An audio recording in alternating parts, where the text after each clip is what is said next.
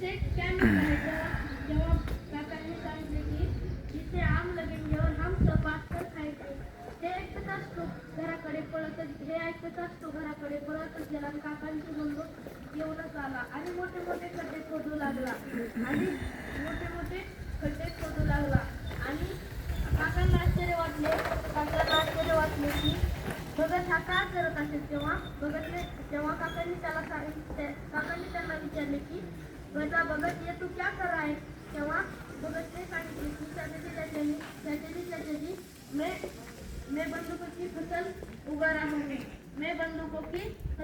रहा हूँ और ये बंदूकों सबको बांटकर हम अंग्रेजों को हिंदुस्तान से मुक्त कर. मला आता आश्चर्य वाटते की 8 वर्षाचा मुलगा खाऊ खायचे सोडून खेळणी खेळायचे सोडून स्वातंत्र्याची भाषा करतो आणि एक दिवस या भारताचा आधारस्तंभ बनतो. यह देश हमारा है और यहाँ से चले जाओ. यह देश हमारा है और यहाँ से चले जाओ. असा ठणकावून सांगतो. मित्रांनो भगतसिंग फक्त 21 वर्ष जगले. त्यांनी आपल्या स्वातंत्र्यासाठी बलिदान दिले. फासावर चढण्याआधी ते म्हणाले होते की जिंदगी तो खुद के दम पर जी जाती है. दूसरों को कंधों पर सिर्फ जलाने उठाई जाती है. भारत माता की जय.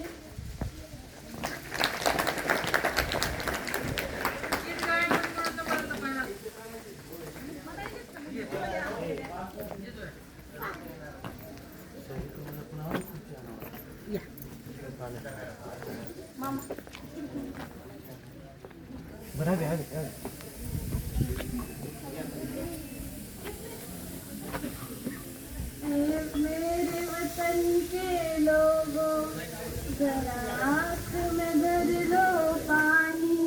जो शहीद हुए हैं उनकी जरा याद करो कुर्बानी. ऐ मेरे वतन के लोगों तुम खूब लगा लो नारे.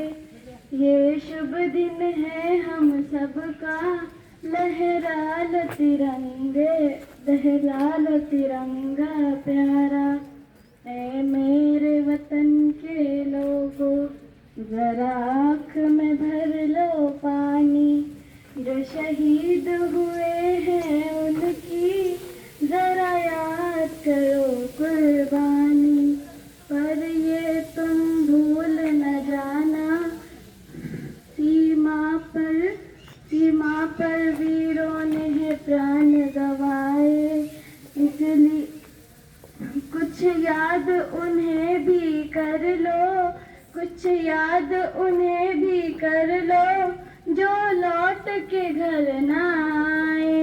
ऐ मेरे वतन के लोगों जरा आँख में भर लो पानी.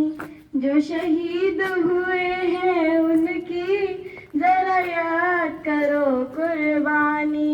जब घायल हुआ हिमालय खतरे में पड़ी आजादी.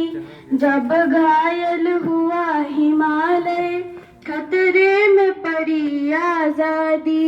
जब तक थी सांस लड़े वो फिर अपनी लाश बिछा दी.